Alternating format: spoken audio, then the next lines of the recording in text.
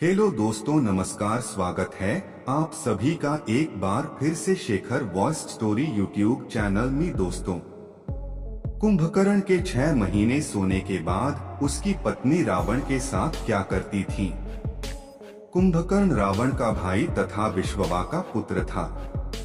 कुंभकर्ण ने ब्रह्मा जी से 6 महीने लंबी नींद का वरदान मांगा था। इस वरदान को ब्रह्मा जी ने सहर्ष स्वीकार भी कर लिया था और उसी दिन से कुंभकर्ण 6 महीने की नींद में चला गया था। लेकिन क्या आपको पता है कि कुंभकर्ण इतनी लंबी नींद में क्यों गया? आज हम आपको इसके बारे में विस्तार से बताएंगे। कुंभकर्ण रावण भाई था। हालांकि वह कद में रावण से कई गुना बढ़ा था, साथ ही वह बुद्धिमान और अच्छे हृदय का भी था। इसका सबसे बड़ा उदाहरण यह है कि जब रावण और राम का युद्ध हो रहा था, रावण ने कुंभकर्ण से मदद मांगी। लेकिन जब रावण ने पूरी सच्चाई कुंभकर्ण को बताई, तब कुंभकर्ण ने रावण को बहुत समझाया कि वह जो कर रहा है सब गलत है।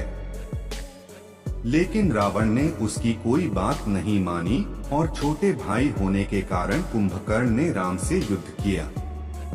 यह माना जाता है कि चाहे वह कितना भी भोजन कर ले, वह संतों, ऋषि और मुनियों को खाने से हिचकता नहीं था। तो चाहिए जानते हैं कुंभकर्ण के 6 महीने तक सोने का राज। इंद्र देवताओं के देवता थे, लेकिन वे कुंभकर्ण से ईर्ष्या करते थे क्योंकि वह बहुत बुद्धिमान और बहादुर था।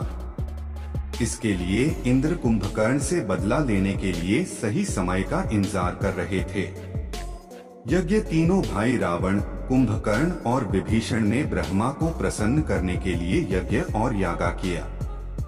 वरदान या अभिशाप यज्ञ से प्रसन्न होकर तीनों भाइयों को वरदान देने के लिए ब्रह्मा प्रकट हुए और उन्होंने कुंभकर्ण से पूछा कि उसे क्या वरदान चाहिए। तब कुंभकर्ण ने कहा कि उसे इंद्रासन चाहिए, लेकिन उसके मुंह से निद्रासन निकला। व्याकुल कुंभकर्ण जब कुंभकर्ण ने इंद्रासन की बजाय निद्रासन कहा, तब उसे अपनी गलती का एहसास हुआ कि उसने क्या कहा दिया। जब तक उसे कुछ समझ आता, ब्रह्मा तथास्तु बोल चुके थे। हालांकि कि कुंभकर्ण ने कहा कि उसकी इच्छा पूरा ना करें, लेकिन तब तक बहुत देर हो चुकी थी। इंद्र की चाल जैसे कि हम सब जानते थे कि इंद्र कुंभकर्ण ईर्ष्या करते थे, जिसके चलते इंद्र ने देवी सरस्वती से जाके अनुरोध किया कि कुंभकर्ण इंद्रासन की बजाय निद्रासन कहे। कुंभकर्ण की नींद तभी से कुंभकर्ण 6 महीने की नींद में चले जाने के बाद फिर से 6 महीने के बाद तक जगता रहा और उसे जो कुछ भी प्राप्त हुआ वह उससे अपनी भूख मिटाता रहा।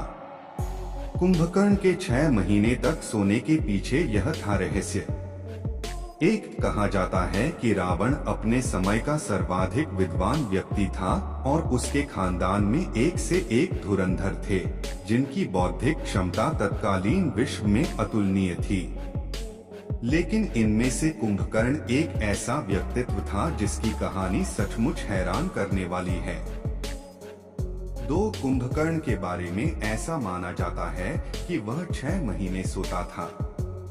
लेकिन सवाल यह है कि एक परम ज्ञानी महर्षि सोकर, प्रमादी होकर अपना जीवन क्यों बिताएगा। कई शोधकारों ने कुंभकर्ण की इस लंबी नींद का राज जानने की कोशिश की। 3 उनके अनुसार कुंभकर्ण एक वैज्ञानिक था जिसे अपने अत्याधुनिक व अकल्पनीय शोधों के लिए गोपनीय स्थान पर जाना पड़ता था। मान्यता है कि ये गोपनीय स्थान किष्किंधा के दक्षिण में किसी गुफा में था, जहां पर उसने आश्चर्यजनक रूप से एक भारी भरकम प्रयोगशाला स्थापित कर रखी थी। वह अधिकांश वक्त इसी स्थान पर अपने सहयोगियों के साथ गंभीर व उन्नत किस्म के प्रयोग करता था। 4 इससे हटकर कुछ शोधकर्ता ये दावा भी करते हैं कि कुंभकर्ण की वैज्ञानिक प्रयोगशाला लैटिन अमेरिकी प्रदेश में थी, जहां जाने व लौटने के लिए वह स्वयं के बनाए अत्याधुनिक विमानों का इस्तेमाल करता था। 5 शोधकारों ने ये भी दावा किया है कि रावण ने स्वचालित हथियार व दिव्यास्त्र सहित कई विमान भी कुंभकर्ण की सहायता से हासिल किए थे। रामायण में जिस पुष्पक विमान का जिक्र आता है उसे भी रावण ने कुंभकर्ण से ही बनवाया था। अतुलनीय रूप से इन विमानों की क्षमता आज के वैज्ञानिकों को भी हैरत में डाल देती है। यदि इसे केवल कपोल कथा न माना जाए तो इस तथ्य को स्वीकार करने में कोई भी परेशानी नहीं होनी चाहिए कि कुंभकर्ण की वैज्ञानिक क्षमता अद्भुत थी तथा वह तत्कालीन विश्व का महानतम शोधकर्ता था। छेक महर्षि वाल्मीकि ने अपने ग्रंथ में कुछ ऐसे दिव्यास्त्रों का जिक्र किया है जिनकी विनाश क्षमता बहुत ज्यादा थी।